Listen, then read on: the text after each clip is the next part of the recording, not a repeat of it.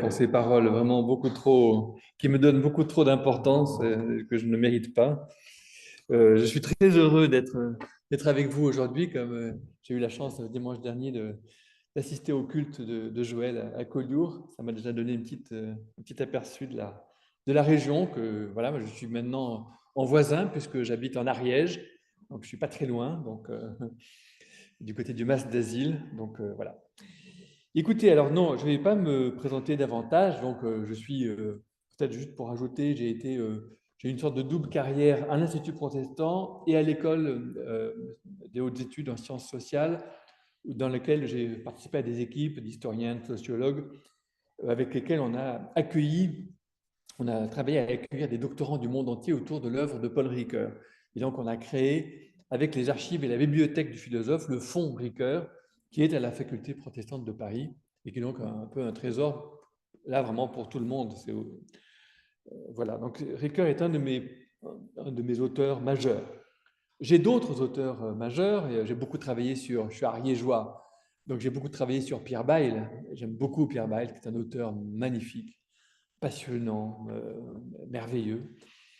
J'ai travaillé aussi un petit peu sur des auteurs pour lesquels je suis moins armé, mais je pense à, je ne suis pas littéraire, je ne suis pas angliciste, mais John Milton, par exemple, le grand poète puritain de la Révolution anglaise, quelqu'un qui m'a... Le paradis perdu de Milton est un livre magnifique, bon, etc.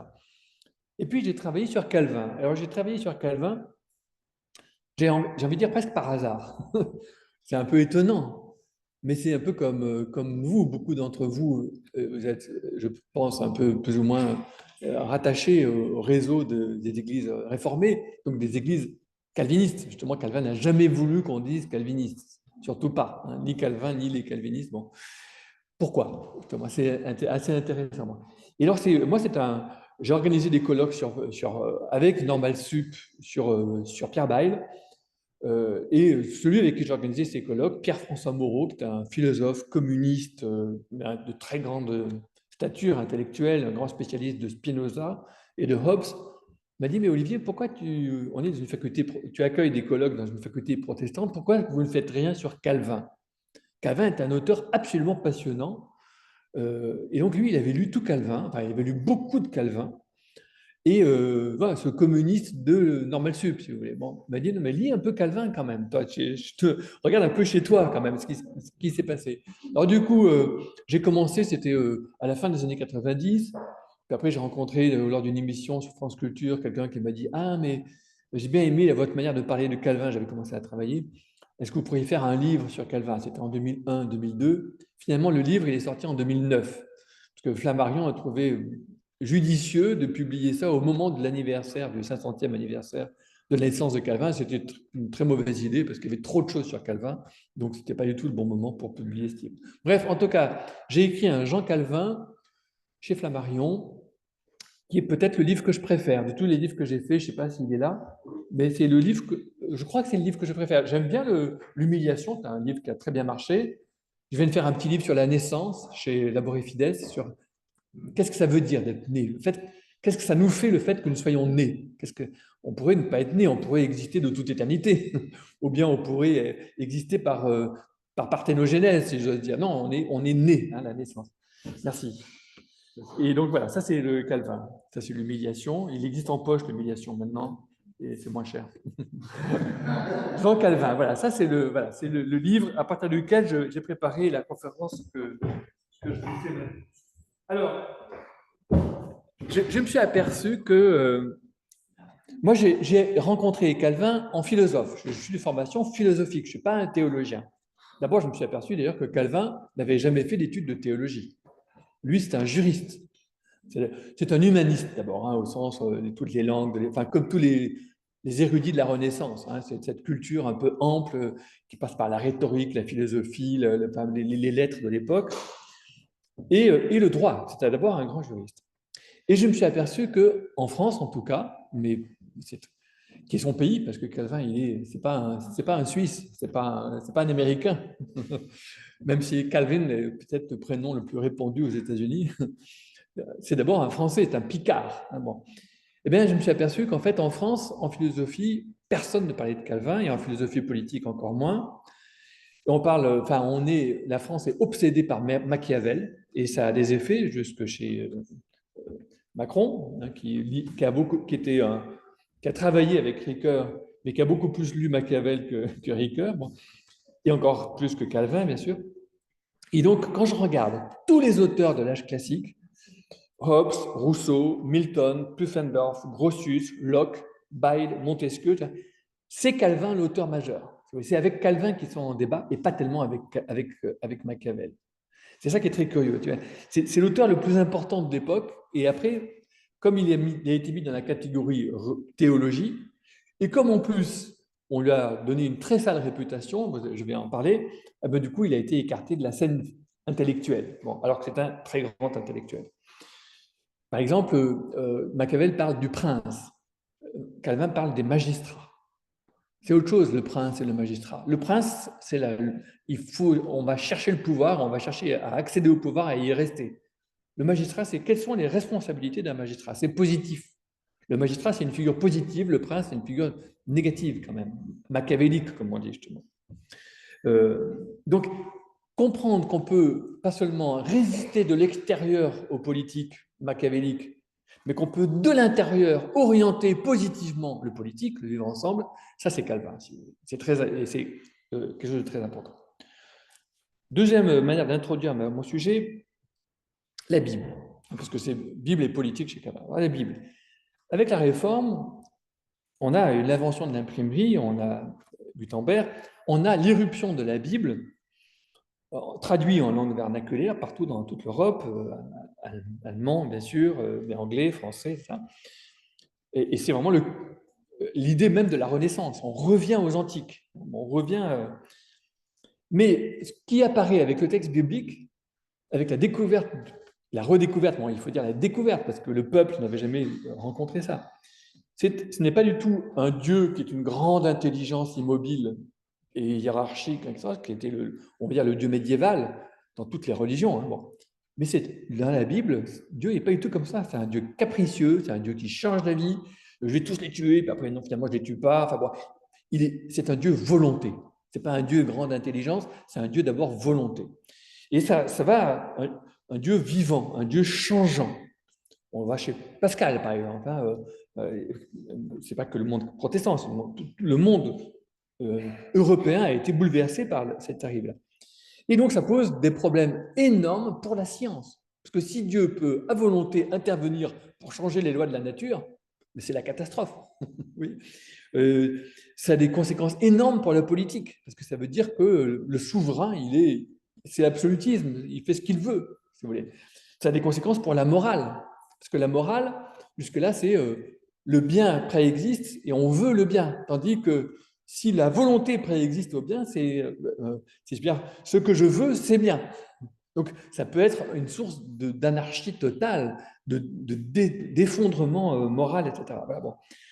Donc, ça pose d'énormes problèmes. Et puis, on passe d'un logos vertical à un logos horizontal. Le logos vertical, il nomme et il dicte. Le logos horizontal, il est conversation. Il est éventuellement même dispute, désaccord. Comment est-ce qu'on va trouver un accord alors qu'on peut aussi être en désaccord? Donc, une nouvelle conception du logos, du langage, de la parole, hein, du verbe, au sens biblique du verbe. Voilà les deux petites introductions pour vous dire des changements majeurs. Voilà. Alors, je commence par quelques éléments de biographie. C'est à la fois un intellectuel et un organisateur, Calvin. C'est ça que on a du mal à faire. Les deux se croisent. Bon, c'est un juriste, je viens de le dire. Il est né à Noyon en 1509, il est mort à Genève en 1564. Donc, il avait donc 55 ans. Vous voyez, sa vie a été relativement courte. Il commence par publier un commentaire du De Clementiae de Sénèque. Donc, vous voyez, typique, un humaniste de la Renaissance qui travaille sur le latin, etc. Il fait des études de droit dans les meilleures écoles de droit de l'Europe de l'époque. C'est très récent, il y a une nouvelle école de droit à Bourges et à Orléans et sur les bords de la Loire. C'est la grande époque où on va dire l'esprit européen se déplace de l'Italie vers le Val de Loire, où il se passe plein de choses. Bon. Et notamment des écoles de droit absolument passionnantes et des penseurs. Et puis, un peu par hasard, parce qu'il a des amis, il est à Paris, il a des amis qui sont un peu impliqués là-dedans, un ami notamment qui s'appelle Nicolas Kopp, je crois, qui est jeune et qui est nommé recteur de l'Académie de Paris et qui fait un discours proche des idées de Luther. En fait, on dit que ce discours a été préparé par son copain qui était Calvin. Attendez, ils ont 23 ans, hein, ils ont 22 ans, 23 ans, c'est des tout jeunes. Pensez que le recteur de l'Académie de Paris, qui est l'Académie, entre guillemets, catholique, si vous voulez, l'Académie de Paris, la Sorbonne, et quelqu'un qui est proche des idées de Luther, ça fait un énorme mémoire, si vous voulez. Tout de suite, il va y avoir des contestations, etc. Donc, Calvin doit s'enfuir, il met des draps pour s'enfuir par une tour, pour échapper à ceux qui le cherchent, etc. Bon, etc. Je ne vous raconte pas le côté un peu rocambolesque de la vie de Calvin. Mais après, il y a une affaire beaucoup plus grave, un an plus tard, c'est l'affaire des placards. Un pasteur un peu excessif va mettre des placards contre la messe, donc des affiches contre la messe un peu partout à Paris et jusque sur la porte de la chambre du roi de François Ier. Alors Calvin était assez proche du roi, il connaissait très bien la sœur du roi, Marguerite d'Angoulême, qui va devenir Marguerite de Navarre, etc. Bon. Ils se tutoient, hein, ils se tutoient. Dans la préface qu'il fait à la première édition de l'Institution de la religion chrétienne, Calvin tutoie François Ier. Vous voyez, c'est des milieux, il est proche de Marot, c'est des cénacles, si vous voulez voir. Mais l'affaire des placards va déterminer une grande réaction, on va dire, d'ordre public, un peu comme Darmanin qui dit qu'il faut rétablir la laïcité, si vous voulez. C'est un côté un peu, voilà, il faut refaire l'ordre public, ça suffit, là, ça part dans tous les sens, cette France. Donc, il nous faut un peu d'ordre public. Donc, Calvin va être obligé de quitter, il est recherché, donc il quitte la France, il part d'abord à Strasbourg, qui n'est pas en France, puis à Bâle, puis à Ferrare, à Venise. Il reste à Ferrare chez Renée de France, qui est la fille du roi précédent, du roi, j'ai oublié son nom, enfin moi, il ne faut pas que je rentre dans la petite histoire, parce que sinon c'est interminable. Il revient à Bâle en passant par Genève, où il est un peu appelé par les habitants qui disent aidez-nous à nous défendre contre, je sais pas quoi, contre l'évêque. Il retourne quand même il va à Strasbourg, et finalement il est rappelé à Genève, et finalement il va rester à Genève. Alors, ouais, je ne vous raconte pas toute sa vie parce que c'est. Mais quelque part, ce qui est intéressant, c'est que Calvin, lui, son rêve, c'était quelqu'un d'assez frileux, d'assez mauvaise santé, c'était de s'enfermer avec des fourrures, avec ses chères bibliothèques, et il voulait faire notamment un long commentaire des sermons de Saint Jean Chrysostome. Saint Jean Chrysostome, c'est un des pères de l'Église, un père grec, dont déjà les sermons font, je sais pas, 8 ou 9 gros volumes. Donc faire un commentaire des sermons de Saint Jean Chrysostome, c'est une sorte d'œuvre d'érudition. Enfin, bon, ça, c'était le rêve de Calvin, d'être, comme il disait dans ses courriers, d'être rocquois. Il y a une verbe, une langue française étonnante. Rocquois, c'est-à-dire dans son coin, rocquois dans dans son coin protégé pour travailler. Donc, c'est pas du tout ce qui lui est arrivé. Il est devenu, presque malgré lui, le chef de la réforme, parce que Genève était vraiment à la charnière entre toutes ces régions qui étaient en train de basculer ou de rebasculer entre la réforme et la contre-réforme qui commençait. Et donc, il s'est trouvé être l'organisateur, c'est lui qui a formé des ministres, qu'il a envoyés partout dans toute l'Europe. C'est lui qui a été en correspondance avec tous les princes de l'époque, une longue correspondance théologico-politique avec tous les rois, toutes les têtes couronnées, mais tous, hein, y compris Charles Quint, il était en rapport avec tout le monde, si vous voulez. Bon. Voilà, donc, alors, je dirais de l'œuvre de Calvin que c'est l'œuvre la plus refoulée, la plus clandestinisée, qui a été la plus recherchée d'ailleurs par la police française pendant 2 siècles, hein, de toute l'histoire de la censure française. C'est vraiment l'auteur qui a été le plus pourchassé. Et c'est l'auteur qui est le plus détesté. Si vous lisez par exemple le livre terrible que Stefan Zweig a fait sur Calvin et Castellion, c'est une charge absolument, d'une injustice absolument totale, c'est-à-dire qui ne correspond à aucune réalité historique. On a brossé un truc. Alors, ce qui est assez drôle, c'est que Bayle, c'est vraiment l'auteur de la tolérance par excellence dans une époque très intolérante. Hein, bon. Bayle, dans son dictionnaire historique et critique, a un article Calvin qui est très intéressant parce qu'il commence par dire, alors là vraiment, il y a la première génération Tout ce qu'on dit de Calvin, c'est que c'est un débauché, c'est un buveur, c'est un coureur de femmes, c'est un voilà. Donc pendant une génération, Calvin toute sa vie n'a connu comme critique que d'avoir été un coureur de jupons, d'avoir été un débauché, d'avoir été etc. Bon. Et c'est 50 ans après sa mort que je dirais, la propagande catholique change de pied, parce qu'elle voit que ça ne marche pas, parce que non, il n'était pas à ce point débauché, non, il n'était pas à ce point buveur, même si quand même, il faisait rentrer chez lui 850 litres de vin chaque année, c'est pas rien, mais il avait beaucoup de monde à sa table, euh, il recevait tout le temps du monde. Bon, bref.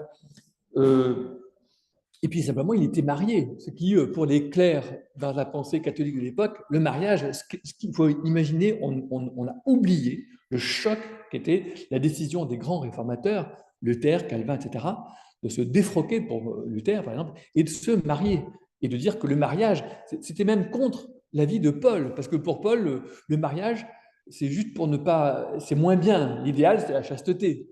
Le mariage, c'est juste pour ne pas brûler, si vous voulez.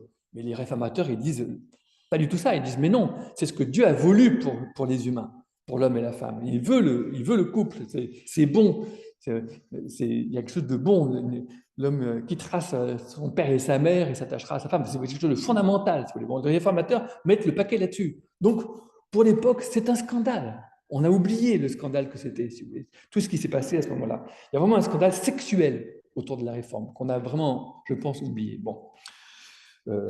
Y compris autour du divorce, j'y reviendrai un petit peu. Bref, il a fait peur à tout le monde, Calvin, parce qu'il était dangereux. C'était quelqu'un qui a vraiment organisé la réforme. Voilà. Et donc, voilà, on a inventé cette nouvelle figure de l'ascète sectaire, sévère, complètement ascétique, complètement, etc., voilà, que Calvin, de son vivant, n'avait jamais connu. Ce n'était pas du tout le problème de Calvin. Et ce n'était pas tellement la réputation de Genève. Genève, c'était une ville. Euh, bon, je vais en parler tout à l'heure de Genève. Alors, Calvin, c'est un protestant latin. Hein, ce n'est pas un homme du Nord. Il est formé au droit romain. C'est un penseur de l'institution, un homme d'ordre, de l'institution, la mesure, sens de la finitude humaine. Et c'est un auteur qui écrit en langue française. Il écrit en latin, très bien, il y a des correspondances en latin, mais il écrit d'abord en français. Et il fait circuler dans toute l'Europe une langue française complètement nouvelle. Donc il est très important dans l'histoire du français moderne, si vous voulez. Calvin, c'est le premier français moderne. C'est le premier auteur, vous ouvrez Calvin et vous pouvez comprendre. Vous ouvrez Rabelais, il est difficile à comprendre Rabelais, si vous voulez, alors qu'ils sont pratiquement contemporains, si vous voulez. Calvin, dans sa bibliothèque, il y a Rabelais, dans sa bibliothèque, il y a le Talmud, il faut imaginer, hein, c'est quelqu'un qui est plein de curiosité littéraire autour de... Voilà. Et il prépare Montaigne, il prépare Descartes. Je vais dire en deux mots, hein, parce que c'est important. Comme Montaigne, il a étudié Sénèque, c'est-à-dire le stoïcisme. Et comme Montaigne, il a quitté le stoïcisme. Pourquoi? Parce qu'il a lu les psaumes. Alors, je ne dis pas que Montaigne a fait le même chemin, hein, mais Montaigne, pareil, a quitté le stoïcisme en trouvant que le stoïcisme était trop sévère, trop strict, trop froid. Et Calvin dit, mais si on suit le stoïcisme, on a un homme imaginaire aussi insensible qu'une bûche, il écrit. Donc, qui refuse les joies et les tristesses et les passions de l'homme ordinaire. Et ces passions, ces joies, ces tristesses, on les voit dans les psaumes. Quand on lit les psaumes, on est élargi. Si vous voulez, le stoïcisme nous réduit à un sujet moral, conscient, maître de soi. Mais à la lecture des psaumes, l'humain s'élargit, si vous voulez. Il est beaucoup plus ample. L'anthropologie est beaucoup plus ample. Au miroir des psaumes, parce que c'est l'idée de miroir, on est au miroir des Écritures, l'homme va se lire, non pas en se voyant dans son miroir, mais en se déchiffrant au miroir des Écritures, au miroir des textes, et notamment des psaumes. Donc c'est un élargissement. Avant Descartes, ça c'est avant Montaigne, avant Descartes, Calvin affirme l'extériorité absolue de Dieu par rapport au monde. Et donc, le monde tout entier est une grande créature, c'est-à-dire, il n'y a rien de magique dedans, il n'y a pas des forces divines ou infernales, etc. Dieu est extérieur, il n'y a que Dieu. Toutes les autres forces, je dirais, magiques ont été supprimées, il n'y a que Dieu, Dieu seul. Bon. Et le monde est une grande créature, c'est-à-dire, en fait, il y a une grande, qu'est-ce que je dirais, une grande horloge, si vous voulez, entièrement mesurable, entièrement quantifiable, entièrement dépourvue de finalité de l'intérieur, si vous voulez. Donc, c'est de l'extérieur Dieu qui guide le monde, si vous voulez. Donc, ça va complètement, ça prépare complètement Descartes. Et d'ailleurs, c'est dans les académies réformées que Descartes est d'abord accueilli. Quelques mots sur ses écrits. Son grand livre, qui n'a cessé de grossir tout au long de sa vie, c'est l'Institution de la religion chrétienne. Donc, d'abord 1536, il a quoi il a 25 ans, bon. Puis 41, puis peu avant sa mort, en 1560. Donc, oui, c'est ça. Il a 25 ans, il écrit l'Institution de la religion chrétienne en latin, d'un trait, comme ça, entre 2-3 semaines, et avec une préface adressée à François Ier. Il publie ça à Bâle, et il écrit à François Ier en disant que l'existence des protestants français n'est pas une menace pour le royaume, qu'on peut avoir des religions différentes. D'ailleurs, il ne pense pas comme ça à l'époque, les religions au sens où nous entendons aujourd'hui. Bon, on peut avoir des confessions ou des rapports différents à tout ça, et être quand même soumis aux autorités, soumis au roi. Donc, quelque part, c'est Calvin, avant le premier, qui jette une sorte de grain de sable dans la logique du cuius regio eius religio, c'est-à-dire un royaume égale une religion, qui est la loi de l'Europe de l'époque. Chaque royaume a son roi et sa religion. Et la grande invention qui va apparaître avec l'édit de Nantes, c'est la possibilité qu'il puisse y avoir dans le même royaume des protestants et des catholiques. Mais ça, c'est quelque chose qui avait été dit par Calvin dans sa préface à François Ier. Donc, il avait jeté un peu les bases en disant, mais si les sujets sont soumis aux autorités, et ça, Calvin va l'affirmer tout au long de sa vie, soumission aux autorités légitimes. Bon, pas de révolte. Bon, je vais y revenir tout à l'heure. Eh bien, du coup, il y a vraiment une théorie du politique complètement originale qui apparaît dans l'institution. Il écrit d'ailleurs un chapitre sur le gouvernement civil, bien distinct du chapitre sur la puissance ecclésiastique. L'Église et l'État, ce sont deux puissances vraiment différentes qu'il ne faut pas mélanger, qui appartiennent à deux régimes différents. Ensuite, il écrit pour Genève une épître à Sadolet, qui est un évêque de Genève, qui a été chassé par les habitants de Genève, qui avait été saisi par les idées, on va dire, luthériennes, les idées révolutionnaires, il faut le dire, de Luther. Et donc, le cardinal évêque de Genève, qui était passé à Carpentras, avait écrit une lettre aux Genevois en disant « Mais c'est très très bien vos volontés de réforme, on veut tous réformer l'Église, mais souciez-vous de vos âmes. Et donc, revenez à l'Église, parce que c'est par l'Église que vous pouvez vous soucier de vos âmes. » Et alors, Calvin, dans l'Épître à Sadolet, répond que la meilleure manière de se soucier de son âme, c'est de confier ce souci à Dieu. C'est typiquement des idées de Luther de l'époque. La grâce, c'est l'insouci de soi. Il ne faut pas se préoccuper de son salut. On le confie à Dieu. Ce n'est pas mon affaire, c'est l'affaire de Dieu. Moi, j'ai confiance. J'ai confiance. C'est la foi. J'ai confiance.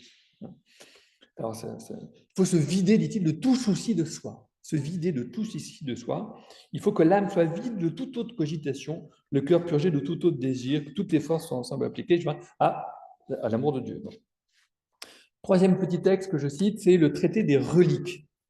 Le traité des reliques, c'est vraiment un pamphlet rabelaisien contre le culte des reliques. Alors, pour moi, c'est rabelaisien quand il dit si on prend tous les os de Saint-Martin, il y a quand même pas mal de jambes, Saint-Martin. Si on prend tout le bois de la vraie croix, il y a de quoi faire plusieurs bons bateaux, etc. Oui, c'est drôle, c'est un tout petit livre extrêmement drôle, qui a circulé sous le manteau partout, parce que c'est vraiment un texte très vert, une grande verve, très ironique. Et puis un autre texte qui va jouer un très grand rôle, c'est une excuse à messieurs les Nicodémites. Alors les Nicodémites, Nicodème, c'est l'histoire de Nicodème. En gros, c'est l'histoire de tous ces gens qui sont d'accord avec les idées de Luther, mais quelque part, quand même, on va rester modéré, pondéré, un peu comme Erasme et plein d'autres, qui pensent que Luther a complètement raison, et même qui ne va pas assez loin. Pour Erasme, par exemple, la scène, ce n'est que symbolique. Donc, alors que Luther était encore attaché à quelque part comme une sorte de présence quand même dans la scène. Vous voyez, Erasme va beaucoup plus loin. Vous voyez, il y a des idées qui vont plus loin que Luther, mais quelque part, nous, on va pas rompre le consensus, c'est-à-dire en fait la messe, l'Eucharistie, etc. Vous voyez, bon. Et donc là, il écrit, eh ben, écoutez, il y a une limite. Il y a un moment où il faut arrêter de se mentir à soi-même et de mentir aux autres. Il faut dire ce qu'on pense et vivre comme on pense. Il faut avoir le courage de sa foi, le courage de sa parole, ce que Michel Foucault aurait appelé la parésia. C'est-à-dire vraiment, il faut montrer l'acting out, il faut montrer aux autres ce que l'on est, la sincérité. Hein, vraiment les droits de la conscience sincère, on va dire. Et cette exigence de sincérité, hein, ce refus de toute hypocrisie, ça a joué un très grand rôle dans l'histoire de la réforme en France. Je vais y revenir. Et puis pour terminer sur l'œuvre, il écrit des commentaires bibliques qui sont très importants, très, très volumineux, et je pense que pour une prédication, on a toujours intérêt à aller regarder ce que Calvin disait, parce que c'est des commentaires à la fois très verts, très gouailleurs, très drôles à lire, très verts comme ça, et qui fait une lecture, il refuse de s'emberlificoter dans des allégories, dans de la théologie. Il dit, mais le texte, il est simple. Hein. On dit vierge, mais non, mais ça veut juste dire une jeune fille. Arrêtons de s'ergoter, est-ce qu'elle était vierge ou pas vierge. Dans le texte d'origine, ça veut juste dire une jeune fille, c'est tout. Hein, bon. Ou bien, bon, il prend tous les éléments du texte qu'il prend, il les interprète toujours de la manière la plus...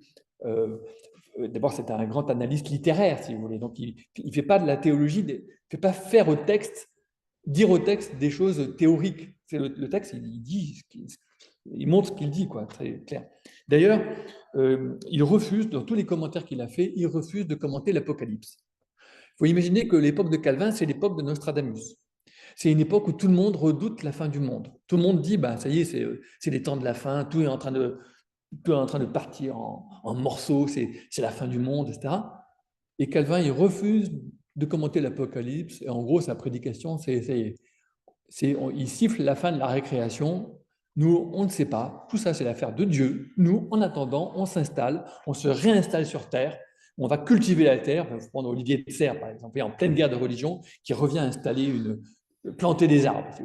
On se réinstalle, on montre qu'on a confiance au monde. Parce que ce monde, il a été aimé par Dieu. Il a donné son Fils unique pour ce monde. Dieu a tant aimé le monde.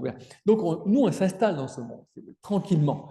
Après, bien sûr, on appartient à Dieu. Il fait ce qu'il veut. Mais c'est son affaire. Ce n'est pas notre affaire. Nous, on n'a pas à avoir peur. Donc, c'est vraiment un point très, très important. Alors, ces sermons, après, il avait des sermons. Et il avait 2 secrétaires qui prenaient ces sermons en sténo tous les jours, parce qu'il faisait un sermon tous les jours de la semaine sur l'Ancien Testament et tous les dimanches sur le Nouveau Testament. Et donc, il y avait 2 secrétaires qui ont pris en sténo. Et donc, il y avait je ne sais pas combien de tonnes de notes de prédication de Calvin qui ont été d'ailleurs vendues à la tonne, comme du poids du papier, en 1815, je crois, par la ville de Genève, parce qu'ils ne savaient plus quoi mettre, quoi faire de ces papiers. Je disais le juriste. J'ai parlé tout à l'heure à l'école de Bourges, tout ça. Bon. Mais c'est important, le juriste, parce que quand on dit droit, on dit c'est la règle, c'est le droit, c'est rigoureux. Ça. Non, c'est pas connaître le droit. Le droit, on est toujours dans l'interprétation. On est forcément dans les conflits d'interprétation. On est forcément surtout le droit de la Renaissance, de ces écoles-là qui reprennent ce sens humaniste du droit, dans lequel il faut penser les institutions, penser les mœurs, le rapport entre les mœurs et les institutions, remettre le droit dans l'histoire, le relativiser, l'interpréter, l'actualiser, etc. Bon. Alors Calvin, il a une formation de juriste et, entre autres, quand on l'appelle à Genève, on l'appelle comme juriste parce que Genève, après tous les événements qui se sont passés, il faut une nouvelle constitution. Et donc, c'est Calvin qui va rédiger la constitution de Genève de l'époque. Mais Calvin, il n'est pas genevois, il n'est pas citoyen genevois, c'est un métèque, c'est un étranger. Donc, on demande à un étranger de rédiger la Constitution. Il faut imaginer ce que c'est. Hein, et oui, ça se faisait beaucoup dans la Grèce ancienne. Hein. Hannah Arendt dit beaucoup que les grands législateurs étaient souvent des étrangers parce que quelqu'un qui était par exemple, on demande un temple à un bon architecte, on ne s'occupe pas forcément de savoir s'il est protestant ou s'il est français. Si c'est un bon architecte, c'est à lui qu'on va demander. Ou un orgue, un facteur d'orgue, on ne va pas s'occuper. Mais bon, si on a vraiment dans la famille, bah, tant mieux. Mais si on l'a pas, on va chercher le meilleur. Bon. Ben c'est ça. Pour les législations, on cherche le meilleur. Bon. Là, on avait Calvin qui était à Strasbourg, qui venait de se marier, qui avait un petit enfant. Bon. On l'appelle pour faire la Constitution de Genève.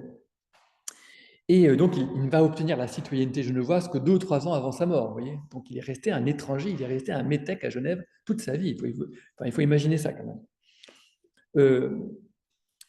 Et alors, il écrit un droit très original sur les punitions. Au contraire, il abaisse énormément le niveau des punitions. Il faut imaginer qu'on sortait du Moyen-Âge et que les punitions étaient terribles.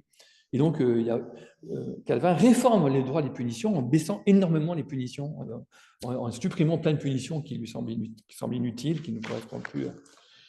Et le mariage. Alors, le mariage, c'est important parce qu'il dit que le mariage, ce n'est pas l'affaire de l'Église, c'est l'affaire des puissances civiles. Donc, on ne se marie pas à l'Église. On va peut-être faire fêter en communauté le mariage. Mais le mariage, vous voyez, c'est une grande idée de Calvin. Le mariage, c'est une affaire, parce que ce n'est pas une matière spirituelle, mais mêlée avec la politique. Nous remettons cela à messieurs des conseils. Et comme il y a des exilés en plus qui arrivent de plein de pays, qui ont dû rompre, des hommes qui ont quitté leurs femmes, des femmes qui ont quitté leur mari, parce qu'elles se sont converties à la réforme, et ça a déchiré les familles, la réforme, il faut imaginer ça. Eh bien, il va être obligé, il va être amené, mais ça ne lui pose pas énormément de questions, à justifier le divorce. Donc, il va divorcer. Ils vont divorcer des gens. Non seulement ils vont divorcer, mais ils vont remarier. Et il dit, il faut noter que les deux parties, masculin et féminin, ont semblable liberté en privilège en droit de divorce.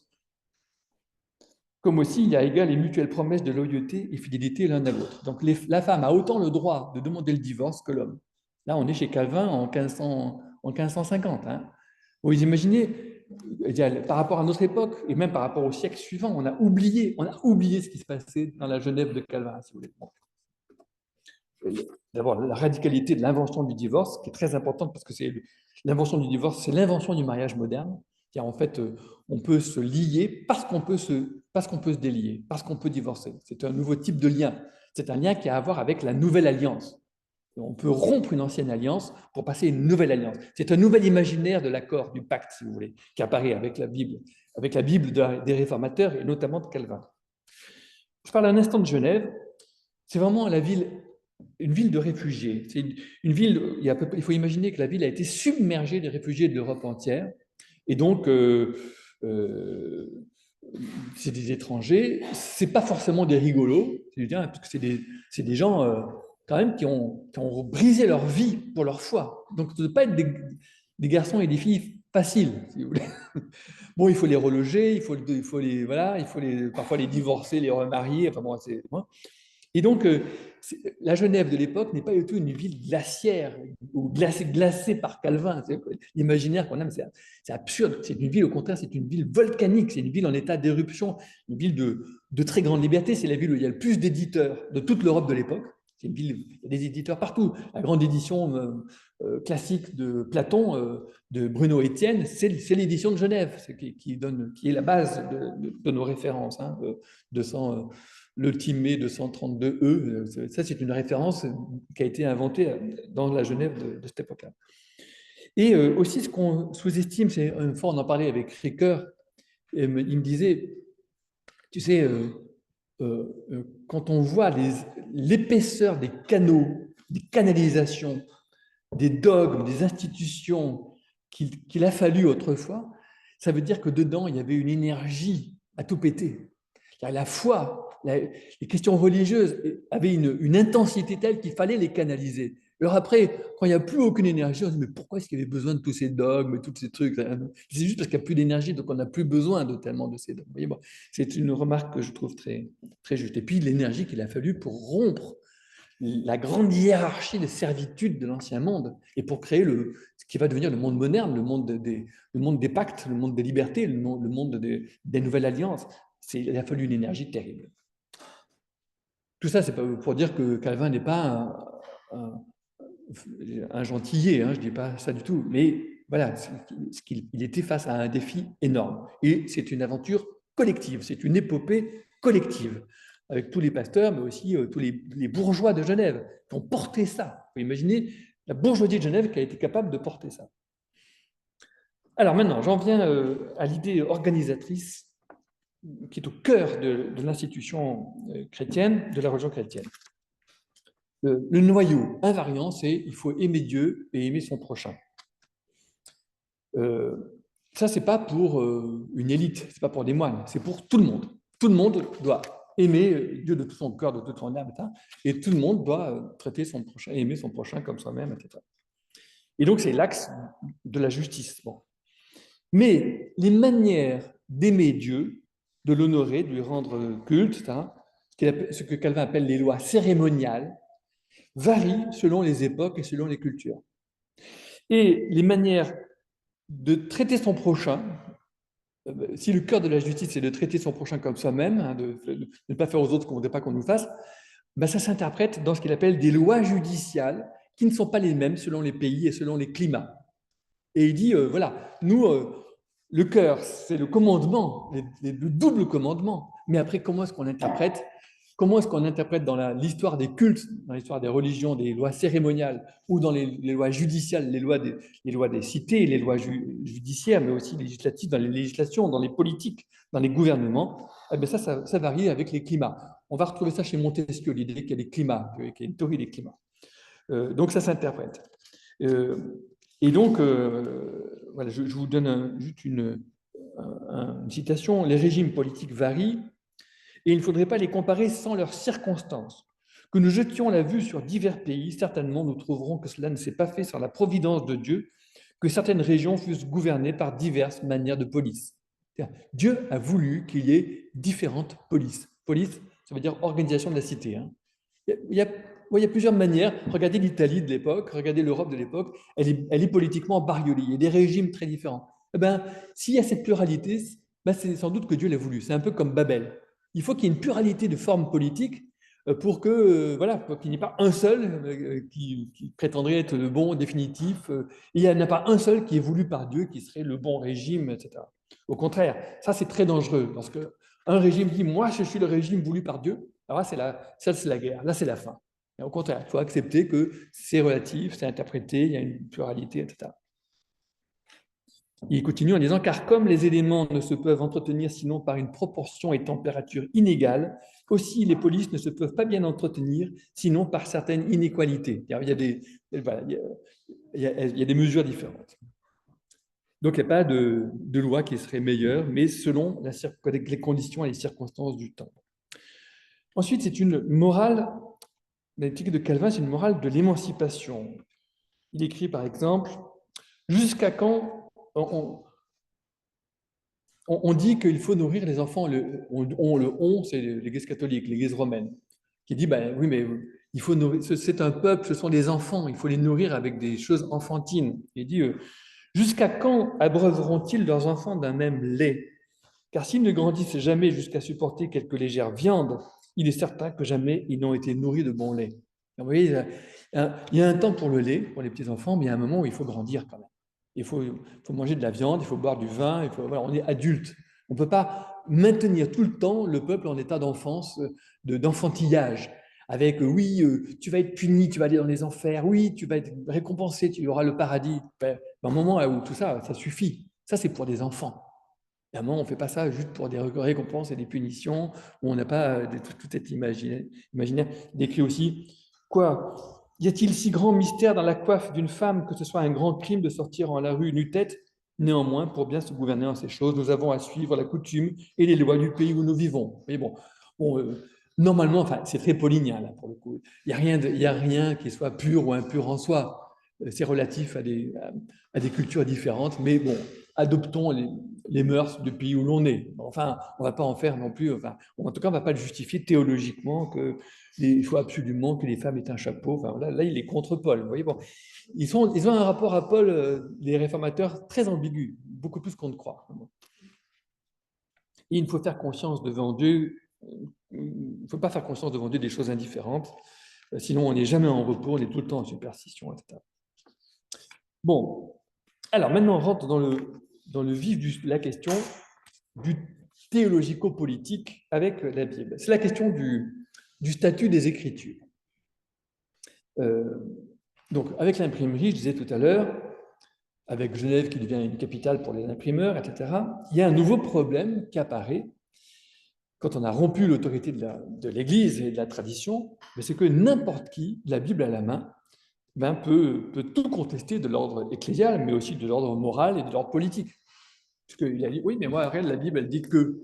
Donc, du coup, comme c'est devenu la nouvelle source, ça l'était implicitement, mais c'est de manière officielle la source de toute légitimité. Alors, du coup, avec la Bible dans la main, un petit peu comme aujourd'hui, le Coran à la main, voilà, on peut. Voilà. C'est exactement le même problème. Donc, tout le monde a accès direct au texte et donc à la source de l'autorité, et donc on ne peut plus en interdire l'accès. On ne peut pas les remettre, les replonger dans la sorte de superstition dans laquelle le texte biblique serait à distance, comme ça, caché, etc. Mais on ne peut pas laisser faire n'importe quoi. Et c'est là qu'il y a énormément de débats autour justement de l'interprétation du texte biblique, des fondamentalismes, tout ça qui apparaissent à ce moment-là. Et tous les auteurs de philosophie politique de la modernité ont dû se confronter à cette question. C'est une question théologique.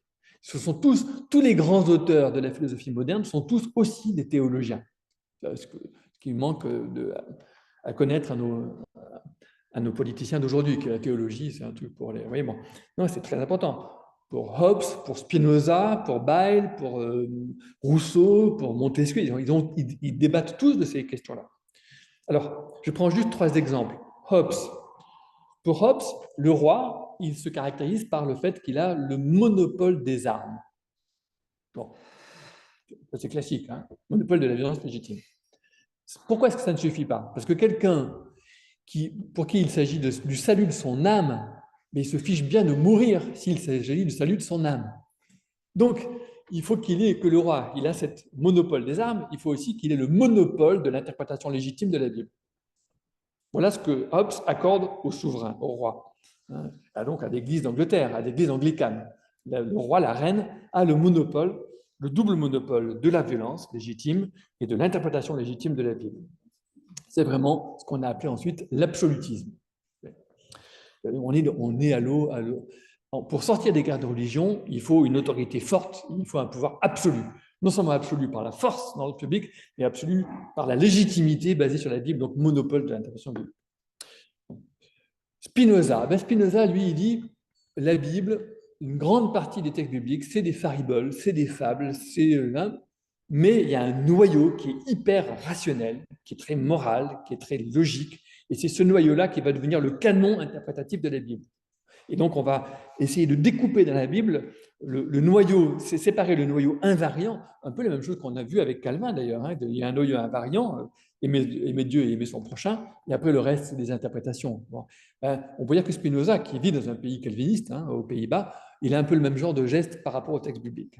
Mais Spinoza, c'est vraiment un rationaliste, hein, dans un sens post-cartésien très, très fort. Donc, il y a vraiment. Pour lui, vraiment, le reste, c'est vraiment des fables. Chez Calvin, ce n'est pas du tout ça. Chez Bayle non, la solution chez Bayle, c'est au contraire les droits subjectifs. De toute façon, on est des sujets limités, on ne comprend pas tout, on se trompe.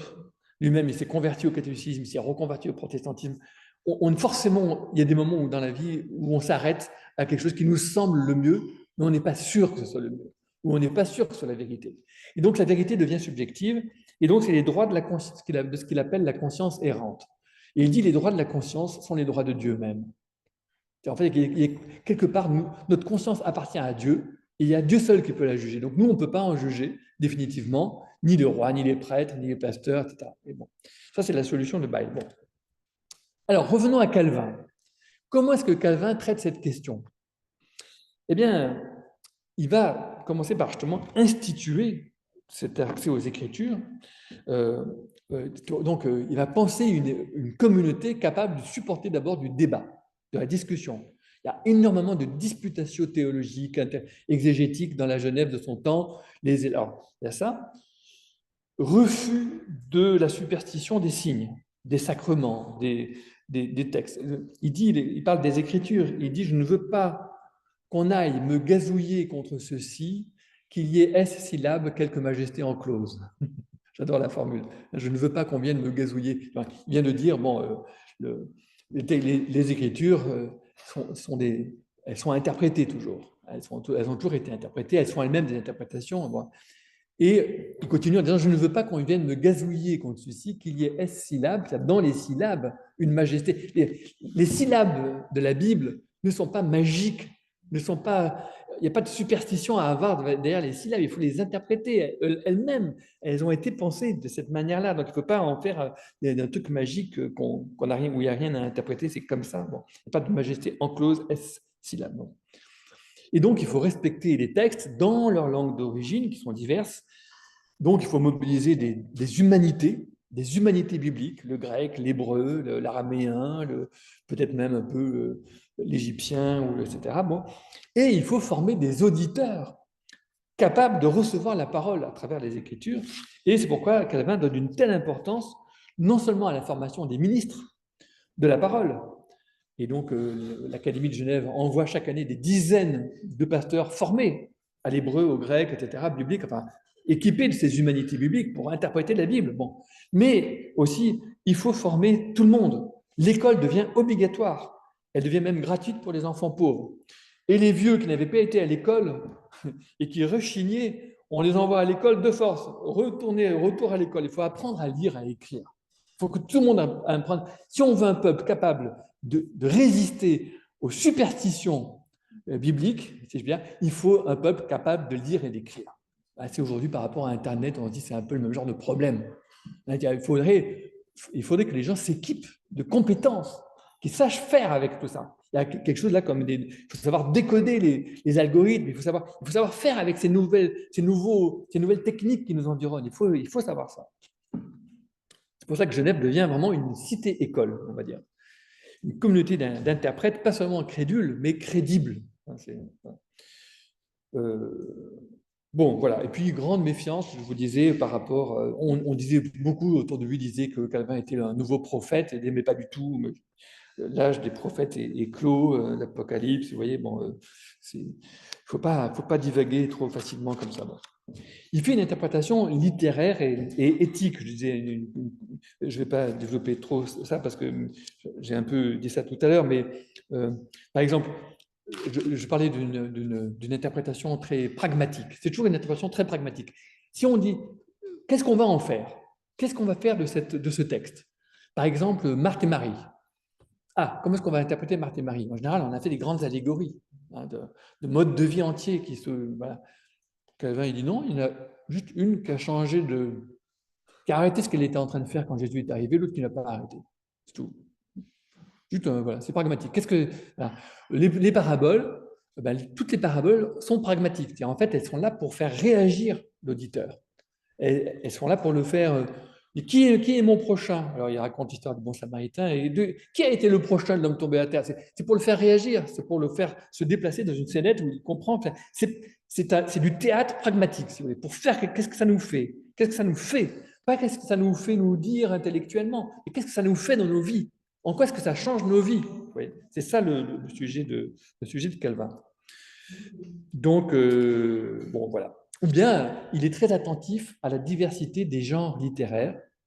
Par exemple, la Genèse, ce n'est pas du tout un livre de science, c'est une poésie, c'est un grand poème de la gloire du Créateur. Donc, il ne faut pas du tout le lire, et il le dit comme ça, hein, j'ai des phrases qu'il dit, voilà, c'est pas du tout une histoire naturelle, c'est pas, ça s'est fait en 7 jours, du tout. C'est un poème dans lequel on aborde successivement 7 grands chapitres de l'existence du monde, avec chaque fois la refrain c'est bon, c'est bon, c'est bon, c'est bon. Vous voyez, bon, c'est un texte poétique. Donc voilà, il est toujours attentif à de quel genre littéraire, de quoi est-ce qu'il est question, c'est quoi son genre, c'est un texte sapiential, c'est un texte narratif, c'est un texte prophétique, c'est un texte législatif, c'est des textes, c'est une lettre, un texte épistolaire. Bon. Et le Cantique des Cantiques. Ah, qu'est-ce qu'on fait du Cantique des Cantiques? Justement, Castellion disait c'est un texte paillard, il y a beaucoup d'autres disaient il n'y a pas de Dieu, il n'y a pas de mariage, il n'y a pas d'enfant même. Donc c'est quoi ce truc? C'est une erreur dans l'écriture, quoi. Ça nous reste une tradition juive un peu bizarre, de l'Ancien Testament, non, il faut l'écarter. Et Calvin dit non, non, non, c'est central, il faut garder le Cantique des Cantiques. Je dis ça juste pour introduire rapidement le fait que pour Calvin, la nouvelle alliance ne supprime pas l'ancienne alliance. Calvin a un rapport extrêmement respectueux par rapport à l'ancienne alliance et par rapport au peuple juif, d'ailleurs très différent de Luther en ce sens-là. Et donc, il refuse absolument ce qu'on appelait les lectures typologiques dans lesquelles tout l'Ancien Testament est uniquement destiné à préparer le Nouveau Testament. Là, pour lui, c'est honteux de faire comme ça. C'est ridicule. Non, l'Ancien Testament, il a sa consistance. Et l'Ancienne Alliance, jusqu'à la fin du monde, l'Ancienne Alliance, c'est la première alliance, on va dire. Une des premières. De toute façon, des alliances, il y en a eu tellement. On ne les connaît pas toutes. Nous, on n'en connaît que quelques-unes. Et c'est une alliance antérieure. Ben, elle va continuer jusqu'à la fin du monde. Toutes les alliances continuent ensemble jusqu'à la fin des temps. Donc là, il y a un très beau texte dans lequel il insiste là-dessus. Il ne faut pas que quelqu'un caville face à un raisonnement creux.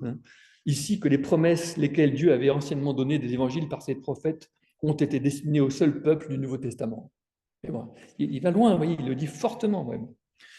Donc, ce que les docteurs de l'Église mettent en grande différence entre les sacrements de l'ancienne et la nouvelle loi, comme si les premiers n'eussent que figuré en l'air la grâce de Dieu et les seconds la donnaient présentement, cette doctrine est complètement à rejeter, car l'apôtre ne parle point plus hautement des uns que des autres. Ça, je n'en suis pas sûr. Je pense que Paul était plus... Bon, allez. Je termine par la question, je reviens sur la question du théologico-politique, parce que je trouve que je n'en ai pas encore assez parlé. Excusez-moi, je suis long, hein. Je suis beaucoup trop long, mais je vais terminer là-dessus. D'abord, séparation des registres. Parce que, comme Machiavel, ils sont absolument d'accord tous les deux, il faut que Machiavel se protestait contre les ingérences de la papauté dans les affaires politiques de l'Italie de son temps, tout le temps. Calvin, lui, il proteste contre l'ingérence de la puissance civile dans les affaires de l'Église. Par exemple, quelqu'un a été excommunié pour 2 mois, il n'a pas le droit de participer à la Sainte Seine. C'était quand même une punition à l'époque qui avait suffisamment de sens pour que les gens aillent dire aux autorités civiles, oui, ils m'ont chassé de la Sainte Seine, mais c'est mon droit, je suis citoyen de Genève, j'ai le droit de participer à la Seine. Et donc l'autorité de Genève vient dire au pasteur, mais quand même, qu'est-ce que vous faites, etc. Et Calvin dit, attendez, ce n'est pas vos affaires, ça. Ça, c'est les affaires de l'Église. Chacun sur le mariage, c'est vos affaires. Enfin, il y a plein de choses qui sont vos affaires, mais ça, c'est l'affaire de l'Église. Bon. Vous voyez, bon, séparation. Donc, alors, différence avec Machiavel, importance des institutions. Calvin, c'est un penseur de l'institution. Je pourrais faire une conférence entière sur les institutions. Je pense qu'aujourd'hui, c'est ça qui est en train de s'effondrer. Le manque de pensée d'institution. Dans tous les sens de l'institution, pour développer, mais déjà, l'institution qui va instituer ensemble des gens qui ne sont pas forcément d'accord. Comment est-ce qu'on reste ensemble alors qu'on pourrait se séparer? Qu'est-ce que c'est que rester ensemble? Qu'est-ce que c'est que chercher quand même un accord alors qu'on pourrait se séparer? C'est une question essentielle pour la démocratie, c'est une question essentielle pour le divorce.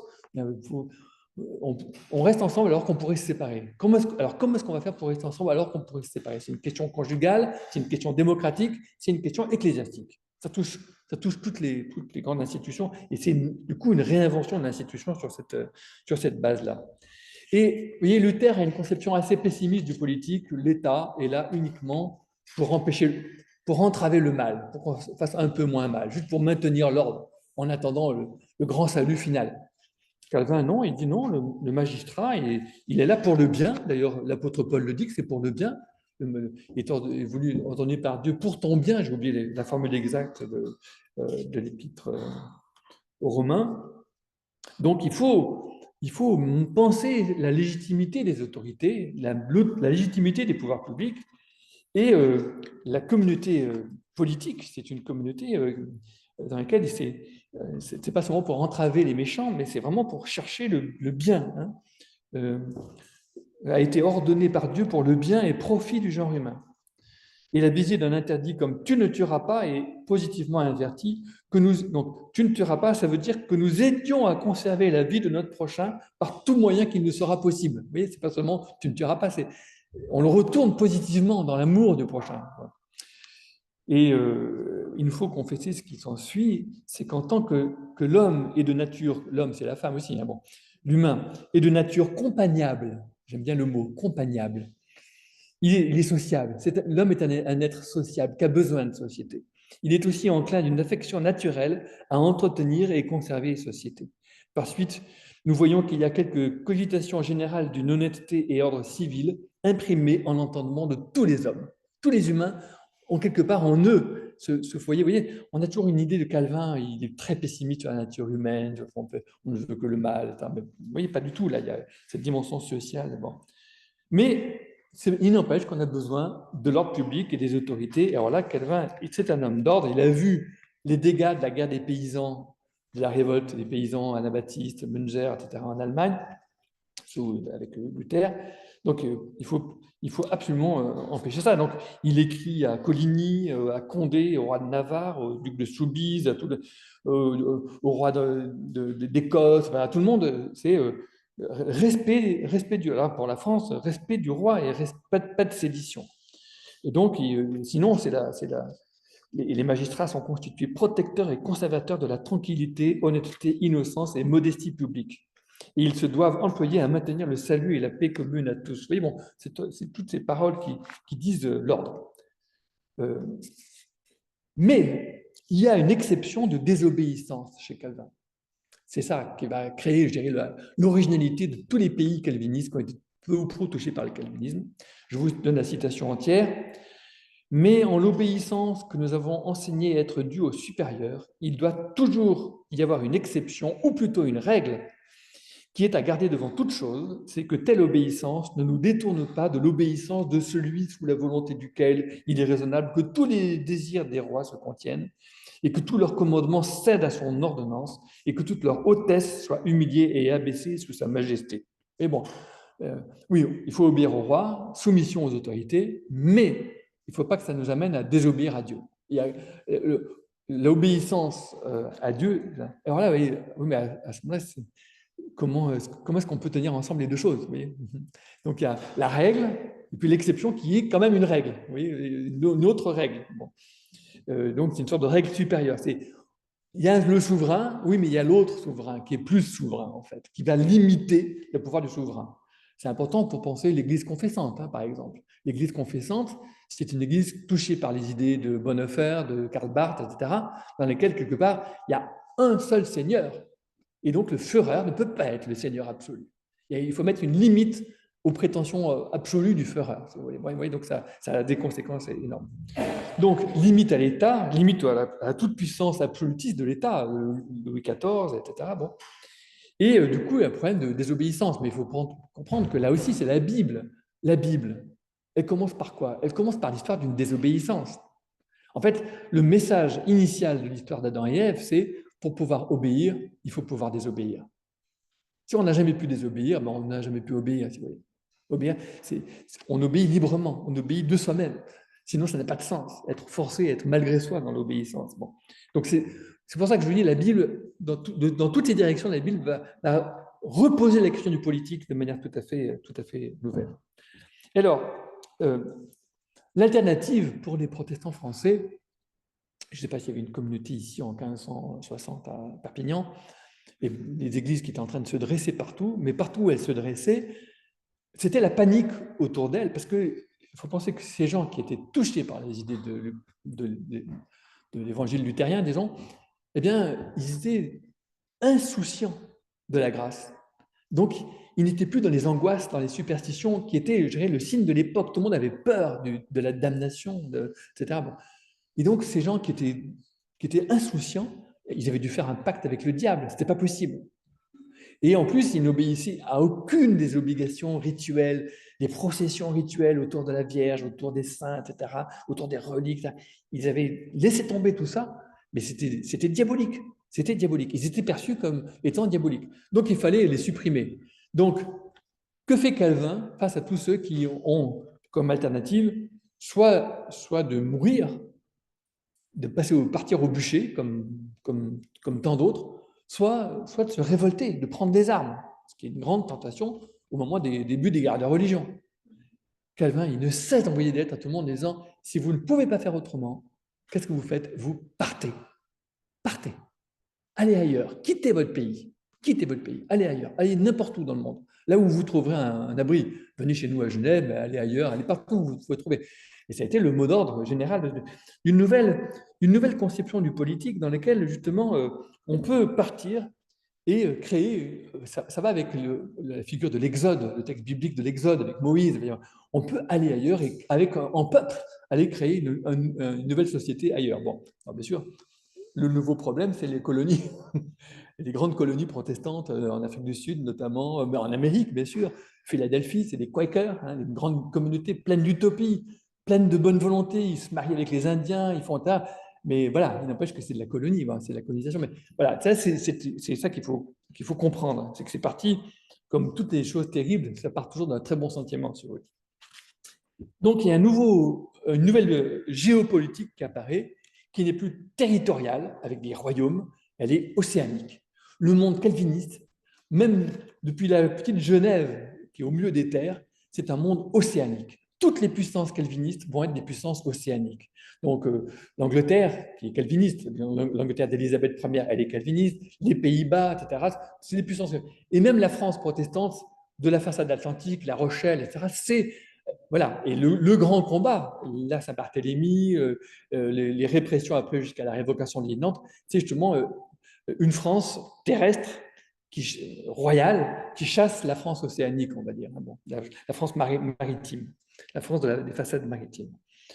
Voilà, je ne vais pas aller plus loin, mais vous voyez qu'il y a une sorte de nouvel imaginaire de l'exil et de l'alliance, et que c'est pour ça que je disais au début, je reviens à ce que je disais au début, avec tous ces exilés volontaires, avec, eh bien, on, toute la philosophie moderne du politique, elle est fondée sur l'idée de nouvelle alliance. Et vous voyez, il y a eu une sorte de, je vais terminer là-dessus, il y a une sorte de décadence de l'alliance. On est passé au pacte avec Hobbes, puis au contrat avec Rousseau, le contrat social. Puis après, vous voyez, la notion de contrat, c'est devenu le contrat. Le contrat, donc, c'est quelque chose qu'on résilie à volonté, etc. Vous voyez, c'est quelque chose qui est devenu vraiment presque le b.a.-ba du capitalisme, du libéralisme, si vous voulez, le contrat. Mais l'alliance, c'est pas le contrat. C'est pas le contrat dans ce sens labile, si vous voulez, de ce lien qu'on peut toujours lâcher. L'alliance, c'est pas seulement on s'entend. C'est je te tiens et tu me tiens. C'est ça l'alliance. C'est tu peux lâcher, moi je te tiens encore. En fait, on tient le lien, on tient la solidarité. Et c'est vraiment si je vois que tu veux vraiment lâcher que je lâche. Mais on se tient mutuellement. On s'entretient. La nouvelle alliance, c'est quelque chose de très fort, si vous voulez. C'est un imaginaire de politique, mais aussi conjugal, mais aussi social, mais voilà, qui, à mon avis, était le noyau de beaucoup d'inventions, notamment mutualistes. Je lisais encore récemment des travaux de Charles Gide. On est toujours dans cet imaginaire-là avec Charles Gide, le mouvement des coopératives animes, etc., ou des mutuelles, etc. C'est la même idée, si vous voulez. C'est une idée d'un lien horizontal, d'un lien de pacte. Bon, excusez-moi, j'étais beaucoup trop bavard. Il est déjà 1h15 que je parle, donc en tout cas 1 heure. J'arrête là. Merci à vous.